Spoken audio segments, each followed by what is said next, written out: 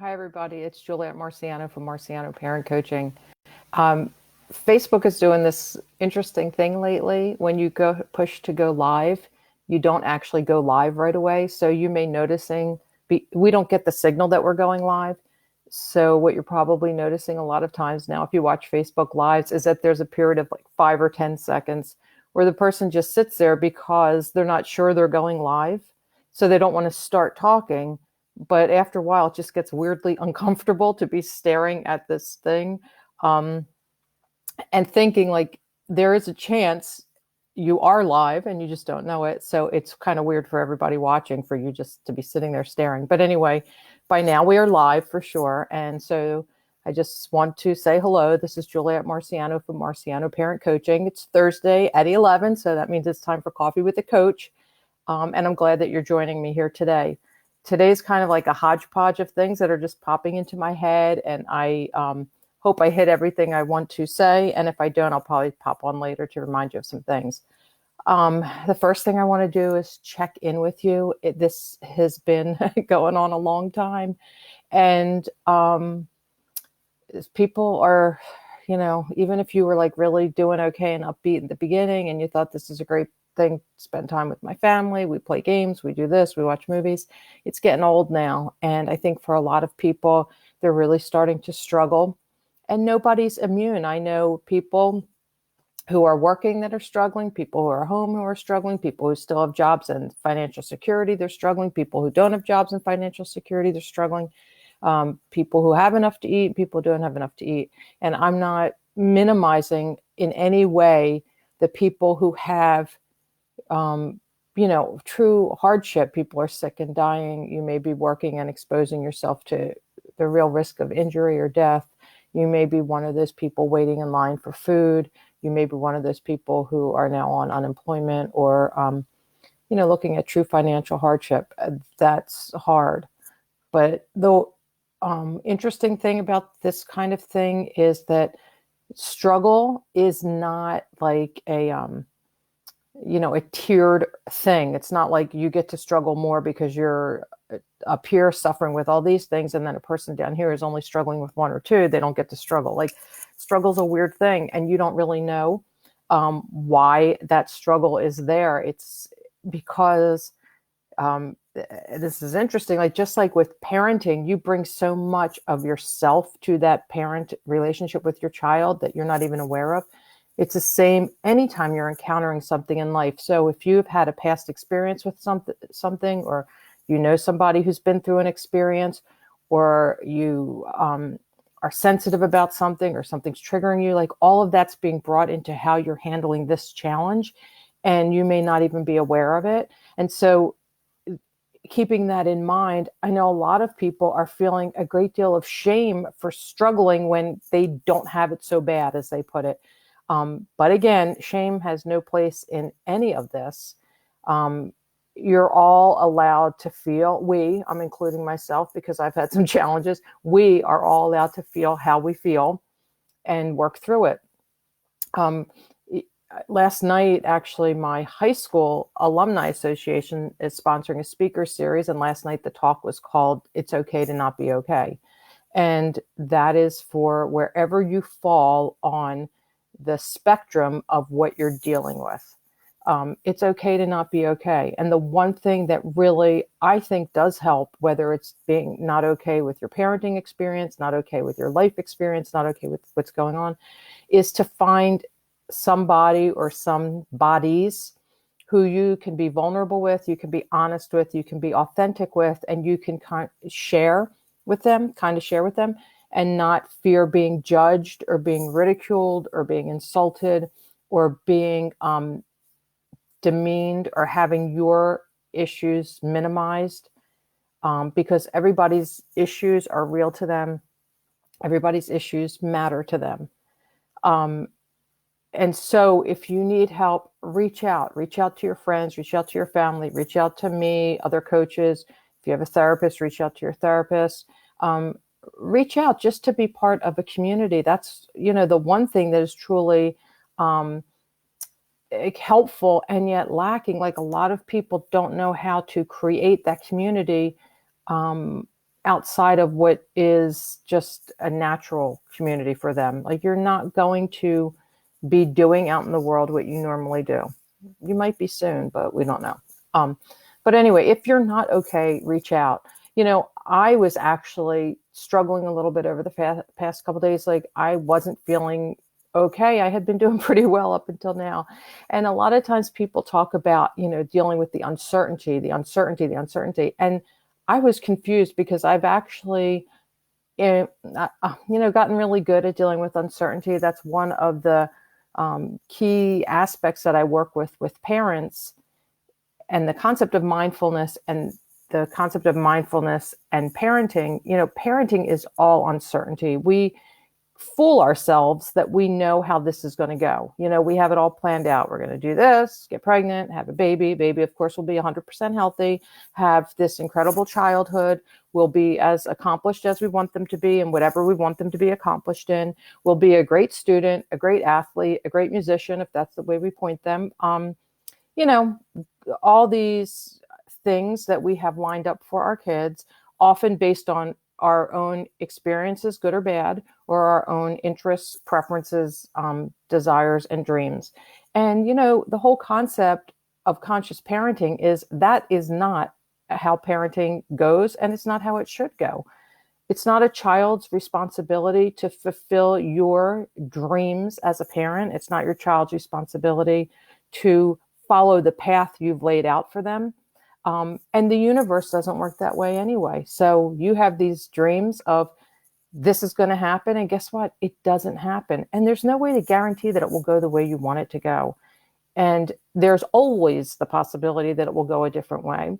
And the sooner you are able to accept that and embrace that, that is one of the key aspects of this human existence, is it is uncertain. Not only the better off you'll be, the easier it will be to deal with whatever comes your way. I've learned that as a parent. I've learned that as a professional. I've learned that as a person. Things come at you unexpectedly, and when we say like accept the as is, that's kind of what it means. It's like, this is happening. I have to, not only I have to, you do accept it. There's no choice. So that's what it means when people say in mindfulness to accept the as is. It's like, this is what's happening. I accept that. It doesn't mean you don't ever, if it's an injustice or it's a hardship, that you don't strive to get through it, or you don't try to do things to make your life better. It just means like, right now in this moment, this is my reality. So I thought had gotten skillful at that. I've been practicing meditation and mindfulness for a long time. I've handled some pretty surprising twists and turns of my life as a parent, and like I said, as a professional and as a person. So I was kind of confused. Like, it wasn't the uncertainty of life that was throwing me off. And then last night during this conversation that I was, this talk, It's Okay Not to Be Okay, I think I realized a part of what I'm struggling with is not the uncertainty, it's the certainty. The things I know for sure, again, I need to just accept that this is the as is. And I do think I was starting to experience a little bit of the grief that everybody has been talking about for so long, because now I see not the grief of everything that we've lost, but for me, it's kind of like a stuckness. Like, before this happened, there were things in our family and in my life, challenges that I was dealing with. And when this happened, everything as far as progressing forward to resolve those issues just came to a standstill. Nothing could be done. Nothing could move forward. Nothing could be resolved. Nothing could be accomplished. And, in the beginning, you're like, okay, great. But now I look back and it's been 2 months with no movement, no forward movement, no progress, no getting closer to the whatever this thing will be. It's like, not even like, I don't know when the uncertainty of when it will resolve. I get that. The not knowing, I get that. It's just this weird thing of like, for 2 months right now, the entire forward progress of these issues that we were dealing with in my life, my family, are at a standstill. And I think that just hit me yesterday, that like, when this all is over, and I know I don't know when that will be, but when all this is over, I'm going to have to kind of get back on that path and get moving forward. And with whatever period of time, we didn't move forward. So that's been tricky. And I'm glad that I was able to figure that out, that that's what was bugging me, because knowing that allows me to kind of take a look at that and explore a little bit further. And then this is just, again, one more aspect of accepting the as is. Like, as is right now, everything is at a standstill in those things. And I get that. And those issues will be waiting for me when this is over to kind of get back on that, that conveyor belt thing they have at the airport that kind of takes you from one place to the other. It's like, yeah, so when this is all over, I'll get back on that thing at the same spot I was in 2 months ago. And I'll just start moving forward. So having realized that actually has been a little bit freeing for me just in the past, 15 hours. Like, it's really been a revelation. And I'm glad that that happened. It kind of, I was in that little bit of a rut trying to figure things out. And now I've had that epiphany of like, yeah, I get it now. This is what it is. It wasn't the uncertainty. It was the certainty. I know for certain this period of time has gone by. I've made no progress on these issues that are still going to be waiting for me when this is over. And I just need to accept that. Yep, that's it. And then I can deal with that in whatever way I need to and just move on. So you may be feeling that too, and you may be confused about what's going on in your head. And again, that may be helpful to you. I think the other thing that I'm certain of that's been like a little bit discouraging, I guess, is that I am certain we don't know everything there is to know about every body and every person involved in every aspect of this coronavirus pandemic, COVID-19 disease, and whatever. And so I think what's happening now is we're getting a lot of information from all different sides, and it's very noisy. I'm on social media. That's where I do my work. You see me posting, you see me sharing things. And I do take advantage of some of the positive aspects with the group meditations and belonging to certain groups and things like that. But and I'm sure you are constantly getting bombarded with a lot of other things too, which I do think, it is hard sometimes to always filter that noise out. And I know there's been some issues about what should come through and what shouldn't come through and what's fact and what isn't fact. And again, just having that constant barrage of partial information, is how I put it, is stressful. So I'm trying to be much more mindful of even what I give my attention to, as far as letting it go by. And that goes also for you as far as what you're watching, news reports, updates, things like that. We don't know all the facts about anything, and we're just going to have to figure things out as we go along. And that is a certainty, that we don't know all the facts, and we will be finding out things over time, on and on. And we're just going to have to, again, accept it as it comes in and then decide how we're going to deal with it when that happens. Also, I think the fact that political ads have started is not a great thing for any of our mental health. So again, take that with a grain of salt, because I'm already seeing ads for both sides that are picking and choosing selected quotes from conversations I've seen in the news or interviews and things like that. And that's like, again, that's also, I think, a negative thing that's coming at us when you're confronted with, and I'm saying both sides, like manipulation of facts, manipulation of interviews, quotes pulled out of context and things like that. So again, I'm going to try and be very mindful of how much attention I give to those things too. So those are a few things I was dealing with. I have to say a couple of positive things that are coming up. One is I gave an interview for an interview series called, I want to get this exactly right, so The Strong-Willed Child. And that starts May 10th.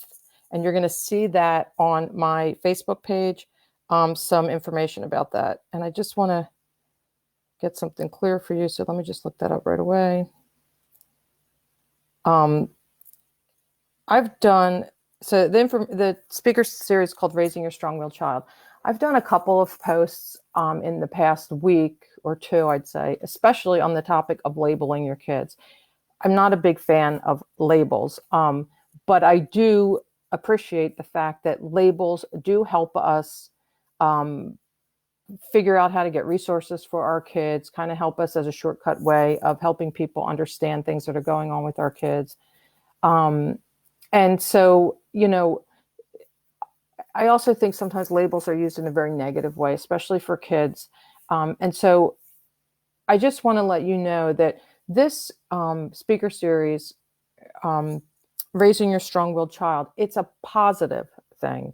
So, strong is a positive word. And a lot of times with parents, when we have kids who are, quote, described as strong-willed, it can be seen as a negative thing. And it's not. I actually, even going back decades when I was a pediatrician, and I remember parents would come in with kids that were really challenging for them. And we would sit and talk about the positive aspects of what was going on with their kids and their strengths and how these strengths could really be nurtured and utilized for these kids to be successful in life. And, it's funny because my kids always laugh, but whenever I'm out in the community, I always run into former patients or their parents or things like that. And I have had so many parents come up to me over the years and thank me for helping them see the positive aspects of their children that were often showing up in behavior or conflict with the parents, just because there was really no understanding of what was going on and there was no understanding of how to nurture that. And a lot of parents have come up to me, and I love to hear what's been going on with their kids and how they've been able to channel some of their interests and their talents and their strengths and their energy into something that's productive. So when I was asked to be part of this interview series, I jumped at the chance, and I'm actually talking about supporting siblings of strong-willed kids, because of course that's part of where my passion lies, because so many times in a family where a child has extra needs or special needs, everything gets focused on that child, and the siblings really are having a challenging time being supported and being validated and helping them understand everything that's going on in the family. So this speaker series is a great resource, again, for parents of these kids described as strong-willed, but trust me, this will be great for any parent. And the other thing is I want you to keep in mind, and if you're one of these parents of a kid like this, they are often labeled by everybody, by society, by the schools, by the parents, by the family members, by the siblings, by the neighbors, by everybody. And they're not labeled in a good way. So often these kids are called manipulative, controlling, explosive, things that don't have such a positive meaning to them. And again, I think this is a way for you to see these kids in a different light, understand what's going on with them, and get some really great ideas of how to support them and support the other children in your family and support you. So I'll put the information for that interview series, and you can get that. And then one other thing I wanted to talk about today was, I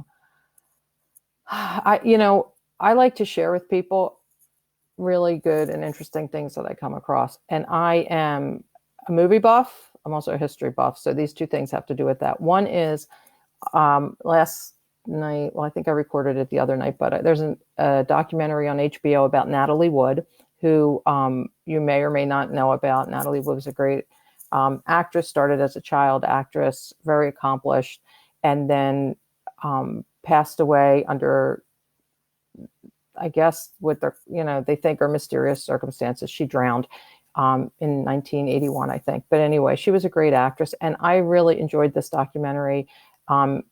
It was, I think, produced by her daughter, but it talked a lot about Natalie Wood as an actress, as a mother, as a working mom, as somebody who had challenges, balancing working and parenting, balancing trying to gain control in the movie industry over her life. She was under a studio contract, which basically dictated what movies she did, what she had to do, and where she had to be. And it talked a little bit about how she fought that system to get some more autonomy, which was really interesting to me because I didn't know that. And just talked about her life, interviews with her family members, interviews with her friends, some really great family home movies that include her and other movie stars who happen to be her friends. Talked a lot about the value of therapy, because I think Hollywood was probably one of the first places that really started to talk about therapy openly. And I do think personally part of that is because as an actor or an actress, like, you really go into your parts and it kind of brings up a lot of stuff for yourself. And I think it's actually, on a personal level, pretty daring to kind of go to those places where you imagine yourself in another person's existence, because I know that can be very painful for people. And then sometimes it opens up stuff in yourself. So they talk about the value of therapy, which I found was interesting. And anyway, I think if you are interested in the movie industry and you're interested in movies, you're interested in, how other people juggle working and family. I thought that was a very interesting documentary. It is called, oh my goodness, What Remains Behind. And that's on HBO and I think Amazon Prime, and you might be able to get it other places. And actually, because of that, I think this weekend, if I have some time, I might try and watch a couple Natalie Wood movies. She was in Splendor in the Grass and Rebel Without a Cause and West Side Story and a bunch of other really great movies that I'm going to look for and watch. And then the other documentary-ish thing I watched was on PBS, and it was about Queen Elizabeth during World War II. And like I said, I'm not a royal person per se, but I'm definitely a history buff. And I think it's very interesting that Queen Elizabeth, who's still reigning today, did serve in World War II. And, as a very young person, and I'm always interested in the things that shape people. And again, I'm always interested in what other people's experiences have been. And the experience of living in England during World War II is much different than what my parents described to me as living in the United States during World War II. So I always find that very interesting. And that's on PBS. I think it's called The Queen at War. And actually, if you get a chance, there was a great play called The Audience, starring, I believe, Helen Mirren, who played Queen Elizabeth. And it's a fictionalized version of what happens is, I believe, every week she meets with the prime minister to kind of go over state business. And as you can imagine, she's been through a lot of prime ministers. So it's very interesting, that play, to see how things have shifted over time. That's all I wanted to talk to you about today. If you have any questions or concerns, bring them to me. I hope you're holding up okay. I will put some information about this speaker series, which starts May 10th. It's free. Sign up now. I believe it's 20 days with a new speaker every day. It's going to be great. I think you'll enjoy it. I think you'll get a lot out of it. And if you have, if you're struggling with anything, if your kids are struggling, if you need help, if you're not okay, remember, it's okay to not be okay. But if you need help, please reach out. There are many ways available to help you. There are many people available to help you. And truthfully, like, during this time, the one thing I do know for sure is that nobody should be struggling alone. Please, please, please reach out if you need help. We don't know how long this will last, but trust me, if it ends tomorrow and you need help today, get your help today. Don't put it off. Don't wait. Find somebody to help you. Okay, I always say parents weren't meant to do this alone. And again, now more than ever, I know that. So come on, guys, if you need help, reach out and get it. This is Juliet Marciano from Marciano Parent Coaching. I hope you have a great day. Goodbye.